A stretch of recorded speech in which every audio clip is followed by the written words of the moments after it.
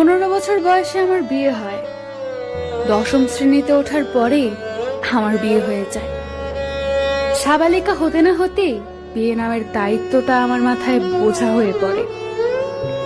কামুকতায় অধিকার আদায়ে প্রতি রাতেই স্বামী হিসাব করে পাই পাই করে আদায় করে নেয় তার অধিকার। তখন না বুঝতাম স্বামীর মন, না বুঝতাম সংসার। 5 বছর শেষে এখন সবই বুঝতে শিখে গেছি। সংসারের কাজ, শ্বশুর শাশুড়ি এবং স্বামীর সেবা যত্ন করতে শিখে গেছি। বুকের ভেতরে কষ্টগুলো ছাপা দিতে শিখে গেছি। শুধু পারিনি আমার রূপ ও গুণাবলী দিয়ে স্বামীর মন জয় করতে।